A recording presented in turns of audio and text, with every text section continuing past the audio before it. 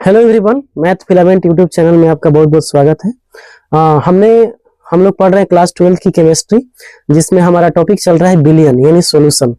बड़ा ही important chapter है जो आपको जानना बहुत ही जरूरी है आपके एग्जाम के लिए, जो आने वाले एग्जाम्स हैं केमिस्ट्री की, जिसमें हम लोग Bihar board, UP board, Rajasthan board, Madhya Pradesh board, जितने भी बोर्ड्स की तैयारी कर रहे बच्चों के लिए ये क्लास बहुत ही उपयोगी साबित होने वाला है। ठीक है, हम लोग पढ़ रहे थे पिछले वाले क्लास में दो चीजें हमने पढ़ा था।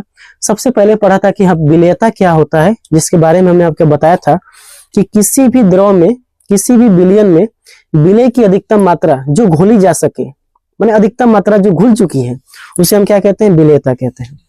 और हमने ये भी सीखा था कि ताप बढ़ाने पे जो ठोस में द्रव की विलेयता है वो बढ़ जाती है, और दाब बढ़ाने पे गैस की द्रव में विलेयता वो भी बढ़ जाती है। तो ये हमारा पिछले वाला लेक्चर का सारा कहानी है। तो आप लोग प्लेलिस्ट में जाके उस वाले वीडियो को जरूर देखिए, और बिना कॉपी कलम के कोई नहीं आएगा, ठीक है ना। कॉपी कलम लेके ही आपको पढ़ाई करनी है। फिर हमने आपको बताया था हेनरी का नियम। तो हेनरी का नियम हमने आपको समझा दिया था। हेनरी का नियम, हेनरी ने क्या बोला था कि किसी भी गैस का दाब उसके द्रव की विलेयता के सीधा समानुपाती होता है। यानी अगर आपने दाब को बढ़ा दिया तो प्रेशर भी क्या हो जाएगा? बढ़ जाएगा। प्रेशर बढ़ गया, इसका मतलब प्रेशर बढ़ गया तो वो मॉलिक्यूल्स जो होंगे वो जल्दी घुल जाएंगे, उसकी विलेयता या घुलनशीलता भी बढ़ जाएगी। अगर आपने दाब को कम कर दिया, दाब कम करने पे, प्रेशर कम करने पे उस मॉलिक्यूल की घुलनशीलता, विलेयता, सोलबिलिटी ये भी कम हो जाएगी। उसी नियम को थोड़ा सा और आगे बढ़ते हुए हम लोग आज सीखेंगे कि हेनरी के नियम की मदद, हेनरी ने जो बातें बताई है उसका कुछ इंपॉर्टेंट पॉइंट्स, हेनरी के नियम का कुछ महत्वपूर्ण बिंदु जो है उसको हम लोग डिस्कस कर लेते हैं, ठीक है ना। आइए समझते हैं। अब हम लोग कुछ नोट लिखेंगे, है ना, कुछ नोट वाले पॉइंट लिखेंगे। कि सबसे पहले कुछ नोट हम आपको बताएंगे इस नियम का निचोड़, इस नियम से हम क्या सीखें। तो हमारा नोट होगा सबसे पहला वन, जो हमारा नोट होगा, हमने ये सीखा पहला नोट में कि जो दाब होता है, जो गैसों का दाब होता है वो सीधा समानुपाती होता है एस के। यानी इसको हम ऐसे लिख सकते हैं, दाब जो होगा सीधा समानुपाती होगा घुलनशीलता के। किसके समानुपाती होगा? घुलनशीलता के। घुलनशीलता को हम कहते हैं विलेय। क्या कहते हैं? विलेय। घुलनशीलता को क्या कहते हैं? विलेय। बात समझ में आ रहा है? दाब जो होगा वो सीधा समानुपाती होगा घुलनशीलता यानी विलेयता के। किसके समानुपाती होगा? विलेयता के। हम ये भी कह सकते हैं जो दाब होगा वो सीधा समानुपाती होगा गैस का मोल प्रभाज के। किसके समानुपाती होगा? गैस का मोल प्रभाज। मोल प्रभाज किसका? गैस का। ठीक है, कोई दिक्कत है यहाँ पे? Mole fraction of A gas. अब ध्यान से जरा समझेंगे। अब ध्यान से दो चीजें मैं आपको समझाने की कोशिश करूंगा। यहाँ पे इसको दो भागों में बांट देते हैं। एक में हम क्या करते हैं? प्रेशर को बढ़ाते हैं, तो प्रेशर बढ़ाएंगे तो विलेयता यानी घुलनशीलता भी बढ़ेगी। और एक में क्या करेंगे? प्रेशर को घटाएंगे तो घुलनशीलता भी क्या हो जाएगी? घट जाएगी। बात सही है। प्रेशर बढ़ेगा क्योंकि सीधा समानुपाती है।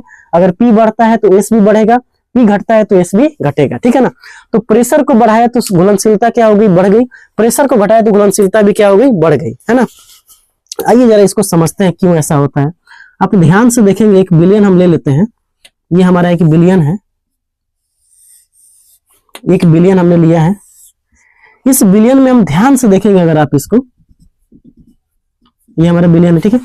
इस बिलियन में हम ध्यान से देखें तो ऐसा क्यों होता है कि हम दाब बढ़ा रहे हैं तो प्रेशर क्या हो रहा है? दाब बढ़ाने पे प्रेशर क्यों, मतलब घुलनशीलता क्यों ज्यादा बढ़ जा रही है? तो उसका वजह क्या है? ध्यान से समझिएगा। देखिए, ध्यान समझिएगा। अगर हम दाब को बढ़ाते हैं, क्या करते हैं?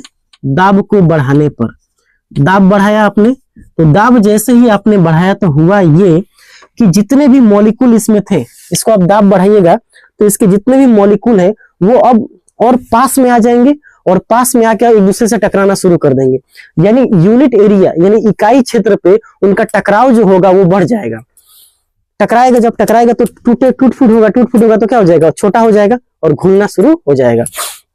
दाब जैसे ही बढ़ाया तो इकाई क्षेत्र यानी इस पे जो इकाई क्षेत्र पर जो टकराव है वो बढ़ जाता है। क्या लिखेंगे यहाँ पे?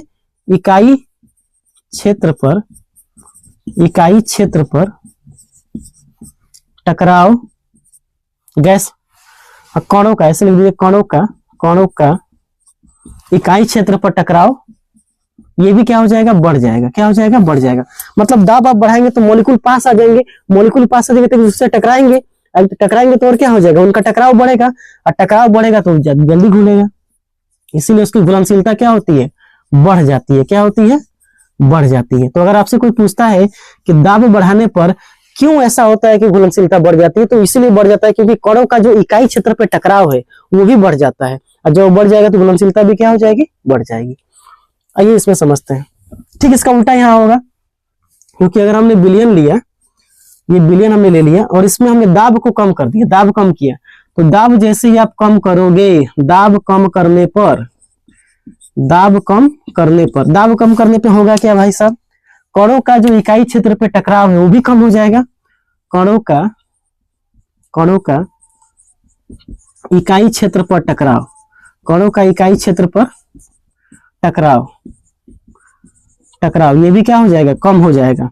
अगर ये कम हो जाएगा तो इसका मतलब घुलनशीलता या विलेयता, जिसको हम कहते हैं घुलनशीलता या विलेयता, ये भी क्या हो जाएगा, कम हो जाएगा। तो वो मॉलिक्यूल जल्दी घुलेगा नहीं। तो ये कारण होता है दाब को, अगर प्रेशर हो गया हाई तो कोलिजन पर यूनिट एरिया, जिसको हम कहते हैं इकाई क्षेत्र पर कणों का टकराव, तो collision per unit area of molecules ये बढ़ जाएगा। इससे सोल्युबिलिटी, यानी ये सोल्युबिलिटी जिसको हम कहते हैं विलेयता या घुलनशीलता भी क्या हो जाएगी, बढ़ जाएगी। लेकिन अगर यहाँ पे ध्यान से देखेंगे तो यहाँ पे जो प्रेशर लो हो गया, लो प्रेशर हो गया, यानी दाब कम हो गया, तो दाब कम होगा तो जो collision per unit area of molecule, यानी कणों का इकाई क्षेत्र पर टकराव जो होगा वो भी कम हो जाएगा। अगर वो भी कम होगा तो घुलनशीलता भी क्या हो जाएगी, कम हो जाएगी, वो जल्दी घुलेगा भी नहीं। तो ये था पहला आपका नोट, इसको नोट करिए, फिर हम लोग अगला देखते हैं ना। समझ में आ रहा है ना सबको? देखिए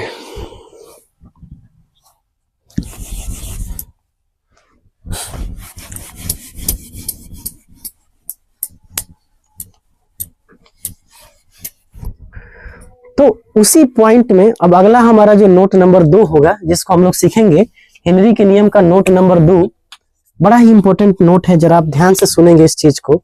हमने अभी आपको बताया है कि हमने बताया था हेनरी का जो नियम क्या कह रहा है, हेनरी का नियम, हेनरी लॉ, हेनरी का नियम।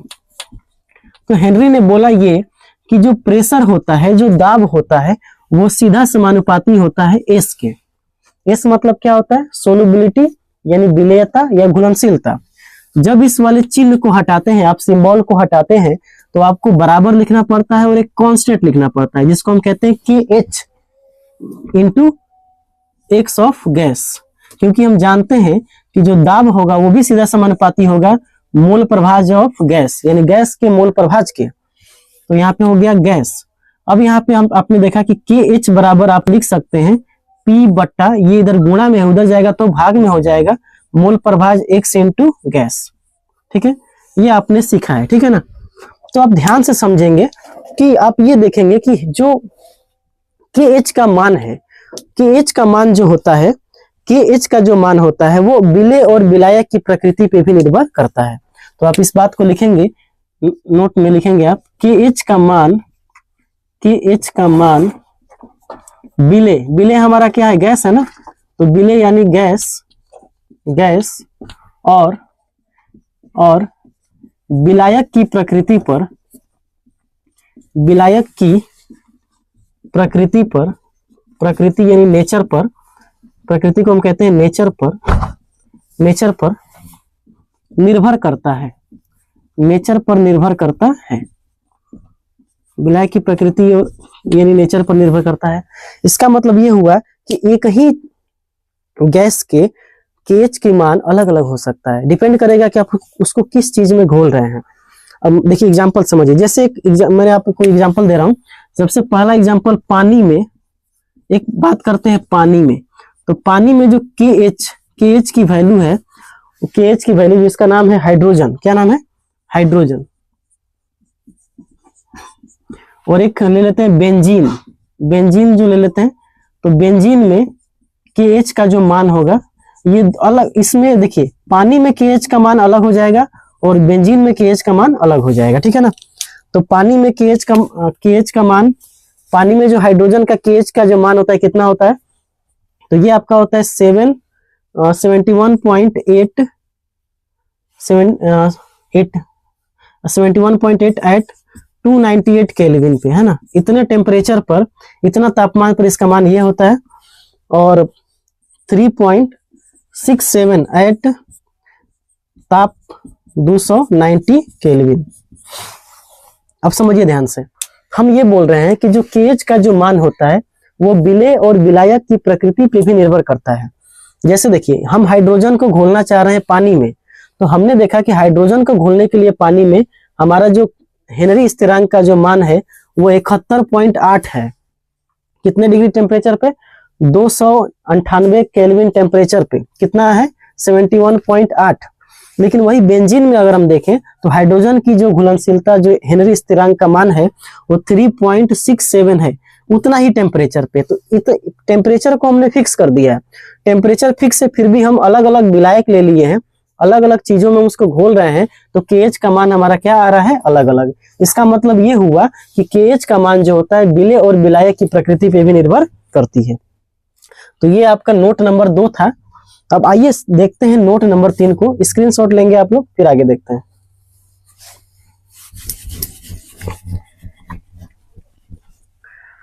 अब नोट नंबर 3 जो बड़ा ही इंपॉर्टेंट है, उसको आप बहुत ही अच्छे समझेंगे। नोट नंबर 3 को, नोट नंबर 3 में ये हम बहुत ही इंपॉर्टेंट पॉइंट हेनरी के नियम वाला सीख रहे हैं, तो उसको आपको बहुत ही ध्यान से सीखना है, ठीक है। नोट नंबर 3, नोट नंबर 3 देखिए भाई, नोट नंबर 3 क्या कर रहा है? हमने अभी सीखा है हेनरी का नियम।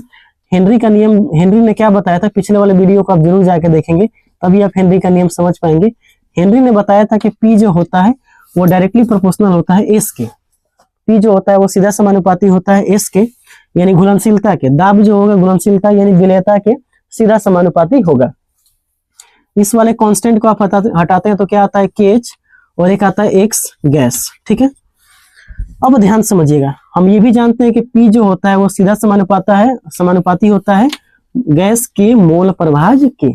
सीधा समानुपाती होता है गैस के मोल प्रभाज के। अब ध्यान समझिएगा, तो मोल प्रभाज निकालने का तरीका क्या हमने बताया था कि मोल प्रभाज निकालेंगे। जैसे मान लीजिए ए का मोल प्रभाज आप निकालते हैं, तो आपको क्या करना है? मान लीजिए दो चीजें हैं, ए और बी। ए और बी दो चीजें हैं, तो मोल प्रभाज अगर ए का निकालना है तो N A plus N B, दो चीजें हैं। तो जैसे टोटल मोल को नीचे, अब बट्टा उसका कितना मोल है। अगर एक्स बी आपको निकालना है तो एन बी बट्टा N A plus N B, जिसका मोल प्रभाज उसका मोल ऊपर, जिसका मोल प्रभाज उसका मोल ऊपर, बाकी नीचे टोटल मोल। देखिए ऊपर ध्यान से देखिएगा, ऊपर भी मात्रक क्या है? मोल है। ऊपर का मात्रक क्या है? मोल है। और नीचे मोल मोल को जोड़ेंगे तो मोल ही आएगा। इसका भी मात्रक क्या है? मोल है, यानी मोल मोल कैंसिल। इसका मतलब ये हुआ कि मोल जो प्रभाज है, मोल प्रभाज ये मात्रक विहीन होता है। इसका कोई मात्रक वगैरह नहीं होता है, मात्रक विहीन यानी यूनिट लेस। क्या होता है ये? यूनिट लेस, यानी मोल प्रभाज का कोई मात्रक नहीं होता है। आप इस बात को ध्यान रखेंगे, मोल प्रभाज का कोई मात्रक नहीं होता है। अगर मोल प्रभाज का कोई मात्रक नहीं है तो आप यहाँ पे ध्यान से देखिएगा, P बराबर के एच, और इसका तो कोई मात्रक ही नहीं है, तो इसका मात्रक नहीं है तो इसको हम हटा सकते हैं, है ना। इसका मात्रक नहीं है तो मात्रक में तो इसको हटा सकते हैं। इसका मतलब ये हुआ कि जो मात्रक दाब का होगा, जो मात्रक दाब का होगा, क्योंकि इसका मात्रक होता ही नहीं है। जो मात्रक दाब का होगा वही मात्रक ये है मात्रक विहीन, या लिख देते हैं मात्रक विहीन। तो जो मात्रक दाब का होगा वही मात्रक आपका KH का भी होगा, KH का भी होगा। तो जो मात्रक दाब का होगा वही मात्रक किसका होगा? KH का भी होगा। क्यों? अब देखिए, दाब का मात्रक यानी P का जो मात्रक होता है, दाब का मात्रक होता है, एक होता है ATM। क्या होता है? ATM। और एक होता है बार। क्या होता है? बार। तो सेम टू सेम आप ये भी कह सकते हैं, जो KH का मात्रक होगा, KH का भी मात्रक क्या हो जाएगा? दाब के जैसा ही हो जाएगा, यानी KH का मात्रक भी हो जाएगा ATM, और क्या हो जाएगा बार, क्या हो जाएगा बार। इसका मतलब आपने क्या सीखा कि जो KH का मात्रक होता है वो बार या तो ATM होता है, बार या ATM होता है। तो ये आपका था दूसरा पॉइंट। क्लियर है यहाँ पे? देखिए हेनरी के नियम हमने आपको समझा दिया पूरा बढ़िया से। ये दो चीजें हमने लिया है A और B, इसको अच्छे से लिख देते हैं, दो चीजें A और B। हम अगर मोल प्रभाज आपको निकालना है तो जिसका भी मोल निकालना है उसको ऊपर रखते हैं, बाकी टोटल वगैरह को नीचे रखते हैं, ठीक है ना। तो ये आपका क्या हो गया हेनरी का नोट नंबर 3। नोट नंबर 4 को देखते हैं। नोट नंबर 4 क्या कहता है, ध्यान समझेंगे। नोट नंबर 4,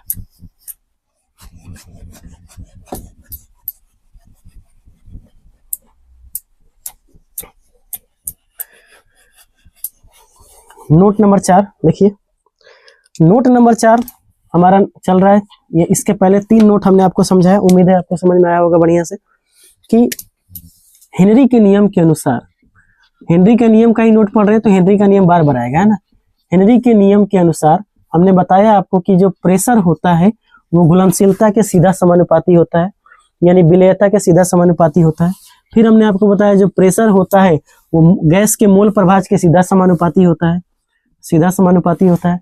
फिर हमने आपको बताया कि जब इस चिन्ह को हटाते हैं तो एक बराबर आता है, और फिर क्या आता है कांस्टेंट आता है, और फिर मोल प्रभाज ऑफ एक्स, एक्स का मोल प्रभाज आता है।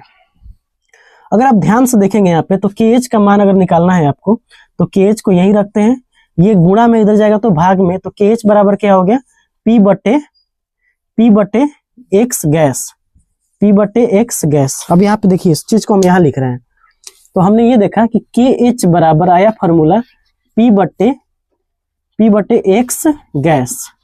P क्या है दाब है, P क्या है दाब है, X क्या है मोल प्रभाज है, मोल प्रभाज है, X क्या है मोल प्रभाज है, X क्या है अपना मोल प्रभाज है, ठीक है। तो अगर आप ध्यान से देखेंगे, अगर आप ध्यान से और देखेंगे, इस चीज को हम ऐसे भी लिख सकते हैं ना, इसको कैसे लिख सकते हैं,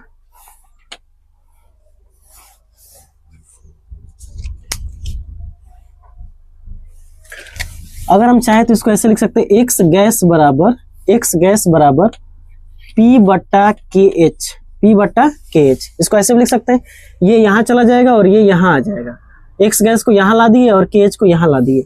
अगर मैं आपसे ये बोलूं कि अगर हमारा दाब जो है वो स्थिर है, P क्या है स्थिर है मतलब कांस्टेंट है, अगर हमने कांस्टेंट रख लिया दाब को, हमारा जो दाब है वो कांस्टेंट हो गया, तो आप ध्यान से देखेंगे दाब के कांस्टेंट होने से होगा क्या कि एक्स गैस जो होगा वो यहाँ पे कुछ नहीं है तो 1 हो जाएगा, क्योंकि उससे तो कोई फर्क पड़ेगा नहीं, अब इनवर्सली प्रोपोर्शनल हो जाएगा KH के, यानी बट्टा में आ जाएगा KH और 1 बट्टा KH हो जाएगा, क्योंकि इससे ये तो बदलेगा नहीं, ये तो फिक्स रहेगा। तो इसके जगह पे हम 1 भी लिख सकते हैं इस वाले चिन्ह को जब लिखते हैं तो, क्योंकि ये वाला चिन्ह इसको खा जाएगा, है कि नहीं। तो हमारा कितना आ जाएगा मोल प्रभाज ऑफ एक्स बराबर 1 बटे KH। अब आप ध्यान से देखेंगे कि अगर KH का मान बढ़ाया जाए, KH अगर बढ़ेगा तो ये बट्टा में है ना, ये बढ़ेगा तो ये वाला घट जाएगा, यानी मोल प्रभाज ऑफ एक्स घट जाएगा। अगर ये घट जाएगा इसका मतलब S घट जाएगा, क्या घट जाएगा S। अगर KH का मान को आपने घटा दिया तो KH का मान ये घटेगा तो ये वाला बढ़ेगा, क्योंकि उल्टा होता है, तो एक्स गैस का मान क्या हो जाएगा बढ़ जाएगा, इसका मतलब S का मान क्या हो जाएगा बढ़ जाएगा। अब यहाँ से आपने ये चीज सीखा कि अगर किसी गैस का स्थिरांक, अगर किसी गैस का स्थिरांक ज्यादा होता है तो उसकी विलेयता जो होती है कम होती है, क्या होती है कम होती है। अगर किसी गैस का हेनरी स्थिरांक ज्यादा उसकी विलेयता कम, अगर हेनरी स्थिरांक कम तो विलेयता ज्यादा, ये एक दूसरे के उल्टा होते हैं, क्या होते हैं उल्टा होते हैं। अगर दाब को बढ़ाएंगे तो जो विलेयता है बढ़ेगी, लेकिन हेनरी स्थिरांक को बढ़ाएंगे तो विलेयता घटेगी, क्या हो जाएगी घटेगी। इसको नोट कीजिए। अब आइए इसको और बढ़िया समझते हैं, ठीक है।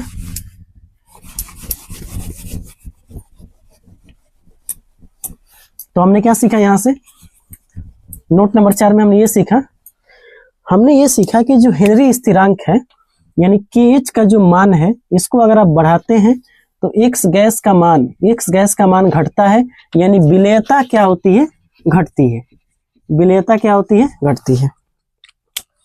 अगर आपने KH का मान KH का मान घटाया तो मोल प्रभाज, गैस का मोल प्रभाज बढ़ेगा और विलेयता क्या होगी, बढ़ेगी। विलेयता क्या हो जाएगी, बढ़ेगी, है ना। बात समझ में आ रहा है कि नहीं, विलेयता क्या हो जाएगी, बढ़ेगी। बात समझ में आ रहा है, यानी अगर KH बढ़ा दिया तो विलेयता क्या हो जाएगी, कम हो जाएगी, और KH घटा दिया तो विलेयता ज्यादा हो जाएगी। तो ये आपका था नोट नंबर 4, जो बड़ा ही इंपॉर्टेंट पॉइंट है। अब इसी पर मैं आपको एक सवाल पूछ देता हूँ, आप उसका जवाब दीजिएगा। क्वेश्चन है 298 केल्विन पर, क्वेश्चन है 298 केल्विन तापमान पर 298 केल्विन तापमान पर कौन सी गैस जल में ज्यादा घुलनशील है, कौन सी गैस ज्यादा घुलनशील है, ये आपका सवाल है। आपको ऑप्शन दिया गया है, देखिए ये गैस है और ये इसका KH मान है। एक गैस है जिसका नाम है H2 यानी हाइड्रोजन का KH वैल्यू दिया है, और एक है CO2 और CH4। तो हाइड्रोजन का जो मान दिया है वो 71.18 दिया है, 71.18। इसका मान दिया 1.67 और इसका मान दिया 41.85। ये आपका सवाल है। इसका हेनरी स्थिरांक दिया है, बोल रहा है कि 298 केल्विन तापमान पर, तापमान को फिक्स कर दिया और कह रहा है कि कौन जल में ज्यादा घुलनशील है। तो अभी हमने आपको बताया, अगर घुलनशीलता की बात आप ध्यान से करेंगे तो हम जानते हैं कि अगर KH का मान जिसका ज्यादा होगा, उसकी जो घुलनशीलता होगी वो कम होगी।